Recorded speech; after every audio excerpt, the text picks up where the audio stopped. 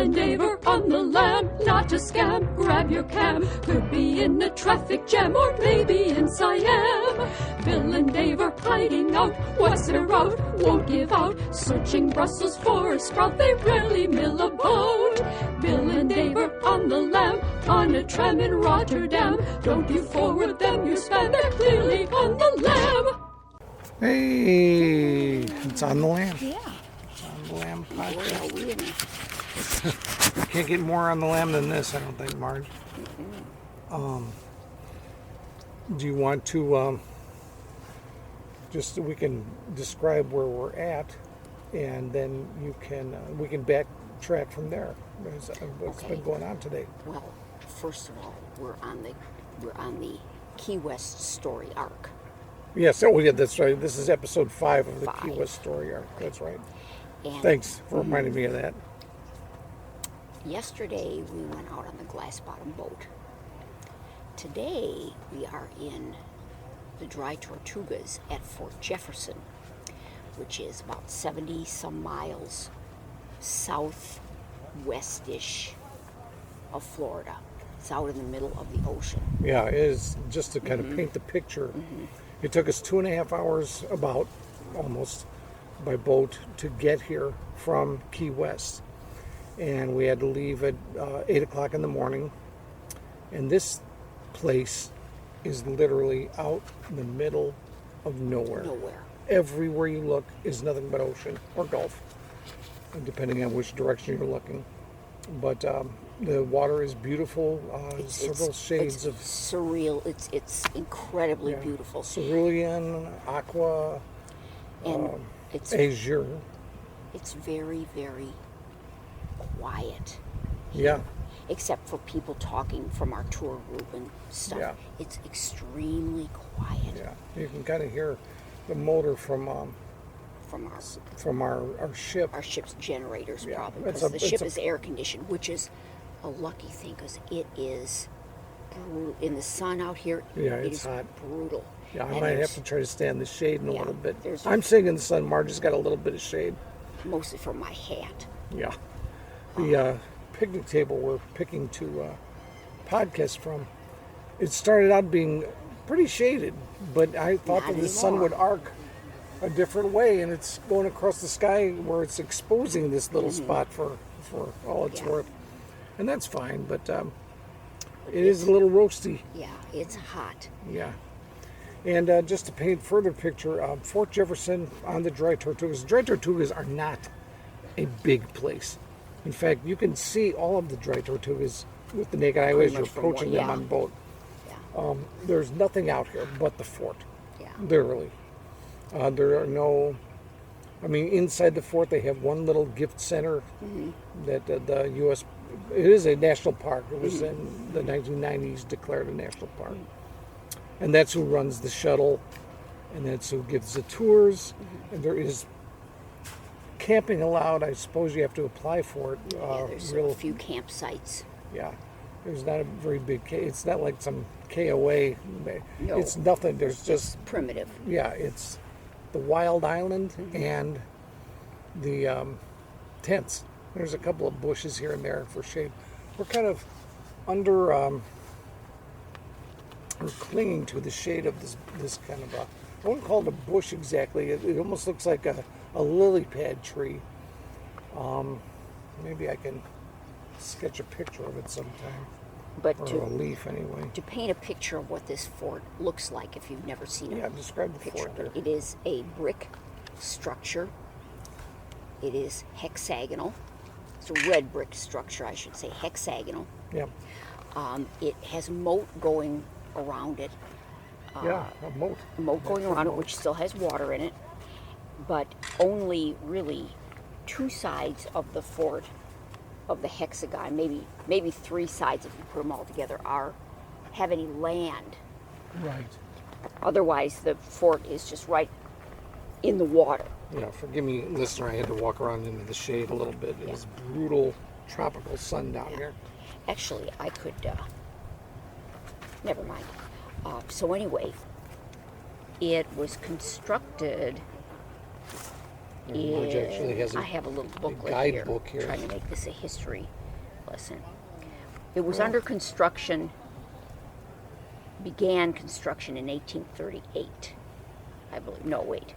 No, 1846 until 1889, but it was never completed because of all the issues they had to go through, just because of its remote location, the trouble of getting supplies out here. There's no fresh water, that they have to deal with water situation. They tried to collect rainwater, and that wasn't always effective because the salt water would get into it, and they had to get salt water, like things that would take the salt water out of the fresh water. So the fort really never saw any attack at all. It was occupied since Florida was, the U.S. acquired Florida in 1821. Then this fort was built started building it in 1846. It was before the Civil War. So when the Civil War broke out, it was Union soldiers were in here. This fort stayed in the hands of the Union. The Confederates tried to take the fort over in 1861, but the Union general, it was Lewis Arnold was his name, saw this Confederate vessel, and the vessel demanded the fort surrender to the Confederates. This general said, "No, we're not going to surrender. We'll blow up your ship if you don't leave." And the ship left, never knowing that this fort had its guns but no ammunition yet. Right. No ammunition. So that was a great the fort bluff. remained in Union hands, and it was basically a blockading fort to keep Southern ships from coming through from England and supplying the South. Yeah. Now, to jump ahead a little bit, this fort, one of the things that remains famous for is it is a place where they imprisoned Dr. Mudd. And Dr. Mudd, that immediately is going to ring a bell with history buffs out there, but if you don't know, he was the physician who attended John Wilkes Booth after I think maybe we even mentioned this on the podcast we did. night, after he assassinated President Lincoln. And you learned today that he was released. He was released. He was pardoned by President Andrew Johnson in 1869 and released. And somewhere in there was, I don't know if this was going on when he was released, I'm not clear on this, but they were always getting epidemics of scurvy and yellow fever out here.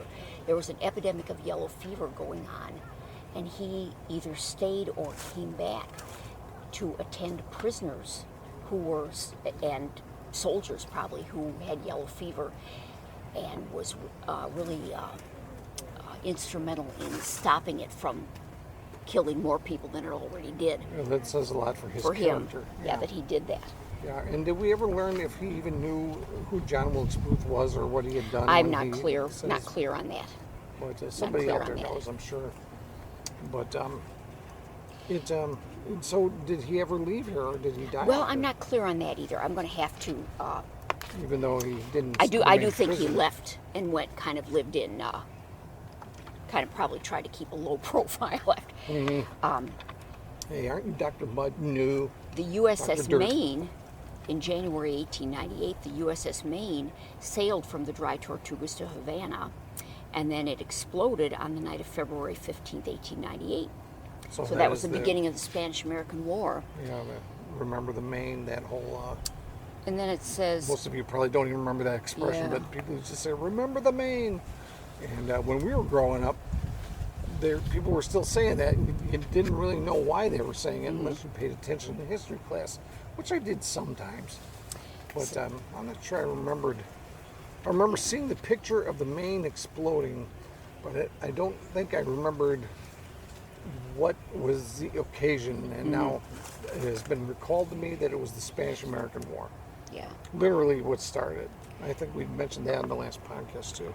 Well, after the, probably during and or after the Spanish-American War, this fort was used as a refueling station for ships because the ships could stop here on their way to other places and get coal. And the ruins of the coaling docks are still, there's one over here, there's one over at the other end of the island. Yeah. It says a hurricane damaged this facility in 1910, and 2 years later, 1912, the Navy left, ending the military presence in the Dry Tortugas. Yeah, and when you wonder, you look at it, it's really solid-looking brick structure, except that the windows seem to the big openings. I don't know if you call them windows in the fort exactly. Yeah. It's like the big picture windows in the fort. It looks like they used to have some kind of a wooden something around They them. were and that's all special. gone. There were special shutter doors that would open I'm and glad close. you do your reading, Marge. Along with the cannon fire. The cannon fire. These windows were designed by the guy that built this fort. His name was, as long as we're historical here, General Joseph Totten, chief of the Army Corps of Engineers. Oh, Designed the fort, and he designed the windows so that they could remain shut. They would be unpinned. Then the cannon would be fired. The window would blow open from the heat, oh, okay. but it would go open before the cannonball would come out. Cannonball would come out, the shutter would go shut, and the pins would go back in place. Well, that's pretty So ingenious. it would be harder for attackers to see where the windows even were.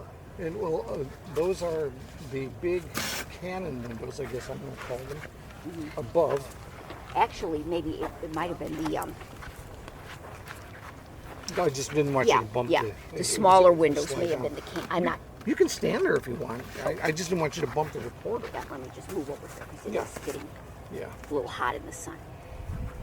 So anyway, yeah, I'm not sure which those windows were probably the lower ones all were those kind of windows, I would imagine. I'm not sure about the upper ones. Those were cell windows, I think. The upper ones? Mm-hmm. What do you mean on the very top? No, the middle ones, the big ones. The big ones are I thought those are the cannon windows. No, the ones. Right, that's they were right, up because at we the were top. kind of walking along Yeah, they were down up there. at the top and down at the bottom. Okay, well, what I was referring to originally were those big the big ones. windows. And they seem to have like a wooden thing. Something's been removed because Yeah. you see the Anything that was the brick wood. that is kind of variegated. Right. Variegated. Yeah. Anything that was wood, I'm sure, is long gone. Yeah. It has been rotted out or burned out or used as firewood. And now, I mean, the ship, they were having official tours, and you could actually see the park ranger, tour guide / ferry boat person leading them around on the roof of the fort. Yeah, on along the parapet. parapet wall. You can go all the way around, but It's really so baking in the it's sun so today. hot. We took our own decided tour down in yeah, we the took a shadowy self-guided tour. cannon area. Right. We walked in the hallways around, and there's housing for the park employees inside on the parade ground, and there's ruins of other structures there, and it's really a place everybody you should try to do this. Take the ferry out here. Yeah, I mean, if you want to be on the extreme edge of this country geographically, this is the best way to do it, is to come out here and We're aboard a ferry boat called the Yankee Freedom 3. It's their newest boat. And we got served a nice breakfast and we got served a nice lunch. yeah. And there's a lot of people with us. Some of them Yeah. are snorkeling, we're basically free to do whatever we Yeah, want we're going out to go here. into the ocean, just splash around Dip a little bit. but I don't know if we're going to bother putting swimsuits on. I think I would just wet and broil like a lobster, I'm afraid. I Me think I'm going too. to stay covered up and just walk in the water. walk in the water a little bit. I am going to reapply a little sunscreen, I think, before we do that. But it's very beautiful and desolate. Yes. Just very, very desolate out here. Now, in terms of wildlife, I guess it's a great sanctuary for not only birds, but it has a huge sea turtle population. There are many varieties of sea turtle, and that's where it actually gets its name from. The tortugas. The tortuga is Spanish for turtle, tortoise / whatever. They call them dry because there's no fresh water supply. Yeah, it's just a couple palm trees. Mostly it's just these barren rocks. As you approach the Dry Tortugas, you just see these little white